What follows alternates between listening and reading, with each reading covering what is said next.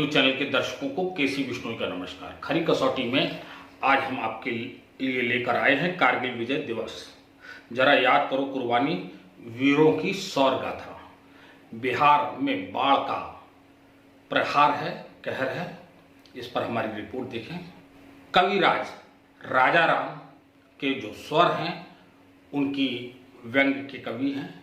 इनकी कविता आपके सामने प्रस्तुत होगी और इसके बाद आपको दर्शन कराएंगे जगन्नाथ मंदिर जो बिठूर में स्थित है, पट बंद है, उस पर हमारी रिपोर्ट होगी। लेकिन इन सबसे पहले देखें आज की सुर्खियां। उत्तर प्रदेश के मुख्यमंत्री योगी आदित्यनाथ ने कहा, भूमि पूजन के मौके पर हर घर में मनाएं दीपावली। रक्षा सौदे में भ्रष्टाचार के लिए जया जेटली समेत 3 दोषी। 2000 से 2001 में ऑपरेशन वेस्ट एंड नाम से चर्चित हुए स्टिंग ऑपरेशन में हुआ था खुलासा। मध्य प्रदेश के मुख्यमंत्री शिवराज सिंह चौहान कोरोना संक्रमित। कानपुर के शोभन सरकार मंदिर के 7 मंदिरों से भगवान की मूर्तियां व जेवर चोरी। अपराध रोकने में नाकाम 6 जिलों के कप्तानों का तबादला किया उत्तर प्रदेश सरकार ने। अब आप रिपोर्ट देखें कारगिल पर। भारती के लिए बलिदान देने वालों की याद में निर्मित राष्ट्रीय समर स्मारक उन्हें समर्पित है। देश के लिए जीवन लगा देने वाले, जिंदगी खपा देने वाले, जिए भी तो देश के लिए, मरे तो भी देश के लिए, जिए तो भी तिरंगे के लिए, मरे तो भी तिरंगा ओढ़ करके ऐसे हर किसी को मैं आज नमन करता हूं, प्रणाम करता हूं, आपसे आह्वान करता हूं। आइए मेरे साथ बोलिए, भारत माता की, भारत माता की, भारत माता की, वंदे वंदे वंदे वंदे वंदे वंदे वंदे।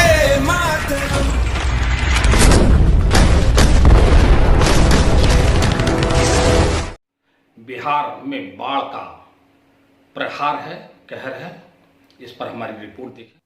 बीते कुछ दिनों से बिहार, असम और पश्चिम बंगाल में तेज बारिश हो रही है। इससे बिहार और असम दोनों राज्यों में बाढ़ की स्थिति पहले से भयावह हो गई है।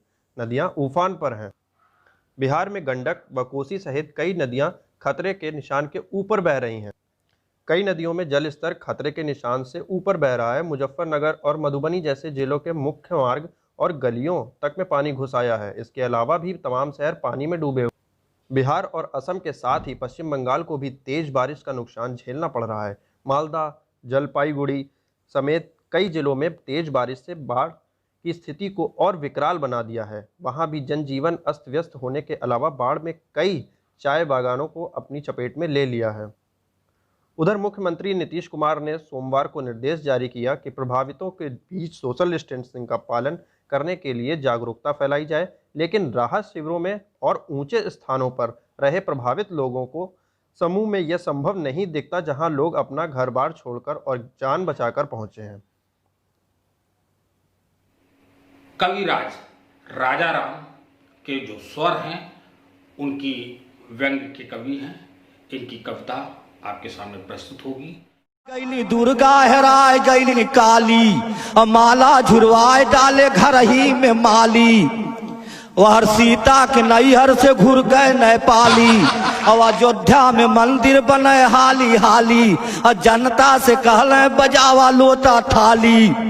जोगी बाबा शंख घंटा बजावा, कोरोना भगावा, कोरोना भगावा। तो दूरी बनावा रहा मत इकट्ठा, दूरी बनावा रहा मत इकट्ठा। और जाबा लगावा मुंह पे बांधा दुपट्टा, जाबा लगावा मुंह पे बांधा दुपट्टा। और बैंक में रोज होला धक्की का धक्का। और क्रिकेट वाले के बंद चौका छक्का। और बंद कारखाना, बंद सारा भट्ठा। यार पान वाले पोते न पौले चुन्ना कट्ठा। रथ लाइट डीजे के जाम भयल चक्का। रथ टेंट लाइट डीजे के जाम भयल चक्का। अब वापस भयल नाच बाजा का सट्टा, ढोल हारमोनिया धै के ताली बजावा, कोरोना भगावा, कोरोना भगावा। तो सब्जी फल किराना बिकल, दूध और दवाई, सब्जी फल किराना बिकल, दूध और दवाई, और बाकी दुकान खुली तो कोरोना हो जाई। अलमारी में हलवाई का सर गईल मिठाई, और दाढ़ी बार घर घर बनावेल नाई, और छोट दुकानदारन के बंद बा कमाई, और MA कयल सब नरेगा में जाई, और जनता के हक में एकठे कैले भलाई, दारू का ठीका दहले पहले खोलवाई, पिया मार करा थाने में आवा, कोरोना भगावा, कोरोना भगावा। तो जनता समझना ही पावत सियासत, और 12 बजे रतिया में आवे ले आफत, नोटबंदी GST कोरोना में सासत, प्रवासी मजदूरन के भइल खूब हिफाजत, अब आधा मर गईल आधा घरे अइल हाफत, और 14 दिन जाई जे मिली छीकत खासत, और होई मुकदमा अगर करबे खिलाफत, 56 इंच सीना के देखा दहल ताकत, बुझावा बलफ घर में दिया जरावा, कोरोना भगावा, कोरोना भगावा। जय जय भारत। और इसके बाद आपको दर्शन कराएंगे जगन्नाथ मंदिर जो बिठूर में स्थित है, पटबंध है, उस पर हमारी रिपोर्ट होगी। जगन्नाथ हिंदू भगवान विष्णु के पूर्ण कला अवतार श्री कृष्ण का ही एक रूप है। इनका एक बहुत बड़ा मंदिर उड़ीसा राज्य के पुरी शहर में स्थित है। इस शहर का नाम जगन्नाथपुरी से निकलकर पुरी बना है। यहाँ वार्षिक रूप से रथ यात्रा उत्सव भी आयोजित किया जाता है। पुरी की गिनती हिंदू धर्म के 4 धाम में होती है। ऐसा ही एक मंदिर भगवान जगन्नाथ जी का कानपुर स्थित बिठूर रोड में भी है। यहाँ आमतौर पर भक्तों का तांता लगा रहता है। मान्यता है कि जो इस मंदिर में दर्शन करने आते हैं उन्हें परम आनंद की प्राप्ति होती है और उनकी सभी मनोकामनाएं पूरी होती हैं। परंतु इस वर्ष कोरोना महामारी के चलते लोग अपने घरों से ही पूजा अर्चना कर रहे हैं और भगवान से इस महामारी से निपटने की गुहार लगा रहे हैं। मैं गार्गी, खड़ी कसौटी के लिए। नमस्कार, मेरा नाम सुमित कश्यप है। इस समय हम लोग बिठूर मंदिर के पास है। ये जगन्नाथ मंदिर है, बहुत ही प्रसिद्ध मंदिर है, जिससे कि हम आपको दिखा सकते हैं। बाबा के पूरे पट खुले हुए हैं यहाँ पर। अब ये है कि लोग यहाँ थोड़ा बहुत तो दर्शन करने आ रहे हैं, इक्का दुक्का आ रहे हैं, उस प्रकार। आज हम बात करेंगे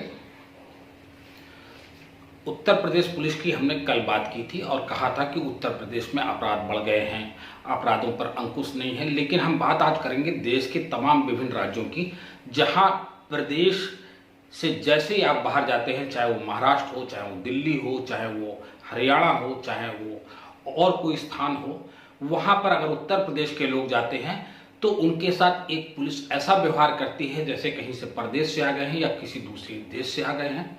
उनके साथ ऐसा व्यवहार नहीं होता है कि हम सब भारतीय हैं, भारतीय एक हैं। ये कई बार देखने को मिलता है। और चाहे वो गाड़ियों की चेकिंग हो, अगर दिल्ली में आप गए उत्तर प्रदेश की गाड़ी है तो वहाँ पर चेकिंग अलग तरह से आपके साथ व्यवहार पुलिस करती है। यही हाल महाराष्ट्र का है। महाराष्ट्र में जो उत्तर प्रदेश के लोग रहते हैं, उत्तर प्रदेश के लोग अगर किसी अफसर के साथ पास जाते हैं तो वहाँ जो मराठियों को वहाँ के लोग तरजीह देते हैं वो उत्तर प्रदेश के लोगों को नहीं देते हैं। और वहाँ जो भेदभाव होता है, ये भेदभाव बिल्कुल वैसे ही है जैसे आज रंग भेद होता है। ये भेदभाव की प्रणाली खत्म होनी चाहिए। एक राष्ट्र है, एक लोग हैं, और जो इस तरह के भेदभाव पर लोग रिएक्ट करते हैं, अफसर रिएक्ट करते हैं और उनके साथ दूसरा बर्ताव होता है। और वहाँ पर अगर उत्तर प्रदेश का व्यक्ति कोई पुलिस में रिपोर्ट लिखाने चला जाता है तो वहाँ की पुलिस जिस तरह से नज़रअंदाज करती है और जिस तरह से व्यवहार करती है, शायद मीडिया इसको कभी नहीं दिखलाता। हमें आज बात करनी है कि जो उत्तर प्रदेश निवासी दूसरे प्रदेशों में बसे हैं और अपनी काबिलियत के बल पर, अपने ताकत के बल पर, अपने परिश्रम के बल पर वहाँ अपनी छाप बनाए हैं, उस प्रदेश में उन्होंने अपने आप को स्थापित किया है, उनके साथ जो वहाँ के पुलिस के लोग, जो वहाँ के प्रशासन के लोग जिस तरह से व्यवहार करते हैं, जो आचरण है वो ठीक नहीं है। उस पर देश में कोई एक नया कानून बनना चाहिए कि अगर किसी भी प्रदेश के, अलग प्रदेश के व्यक्ति से कोई भी प्रदेश में भेदभावपूर्ण व्यवहार होता है, इसके लिए कानून बनना चाहिए और ये बात होनी चाहिए। रही बात उत्तर प्रदेश की, उत्तर प्रदेश में तो कम से कम हमने देखा है, चाहे जिस प्रदेश का व्यक्ति हो, हर एक के साथ एक जैसा व्यवहार होता है। ये अलग बात है कि कुछ पुलिस वालों की वजह से उत्तर प्रदेश में जो ये घटनाएं हुई हैं, उन घटनाओं का कल हमने अपनी बात को कहा था, संज्ञान उत्तर प्रदेश सरकार ने लिया और तमाम पुलिस कप्तानों को बदल दिया। कानपुर के पुलिस कप्तान का तबादला कर दिया गया, अच्छी बात है। और एक तबादले का डर ऐसा होता है जिससे उनको लगता है कि हाँ, हमें हटा दिया जाएगा और कोई भी ऐसा कार्य ना करे जो जनता का विरोधी हो, जो जन विरोधी हो, क्योंकि जनता ही सरकार चुनती है, चाहे वो उत्तर प्रदेश हो, चाहे वो महाराष्ट्र हो, चाहे वो तमिलनाडु हो। और वहाँ जो उत्तर प्रदेश के भी लोग रहते हैं वो भी सरकार चुनने में उतना ही योगदान देते हैं जितने वहाँ के लोकल क्षेत्रीय लोग देते हैं।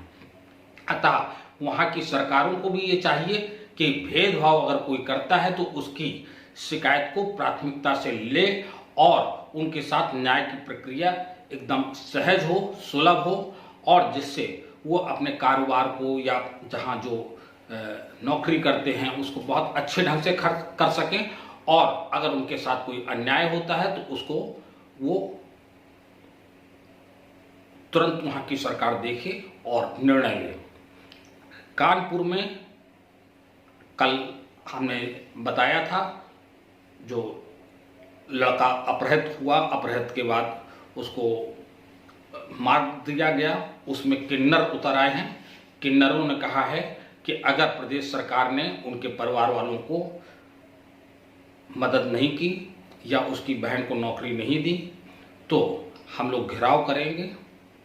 तो हमारी सरकार से अपील है कि सहानुभूतिपूर्वक उनके परिवार के साथ आप जो भी व्यवहार हो, जो भी मदद सरकार कर सकती है करनी चाहिए, क्योंकि किसी का अगर जवान बेटा चला गया है, अब उसकी बेटी बची है तो बेटी को सरकारी नौकरी जरूर देनी चाहिए। और उसके 30 लाख रुपए पर जिस तरह से पुलिस सियासत कर रही है या कह रही है नकली नोट लाए थे या जिस तरह से उस पर ड्रामेटाइज वो अख्तियार किया जा रहा है, वो बहुत शर्मनाक है। आज भी अगर ये हो रहा है तो इससे ज़्यादा शर्मनाक बात नहीं है। उनके 30 लाख रुपए बरामद होने चाहिए और उसका 100 लड़के का बरामद होना चाहिए।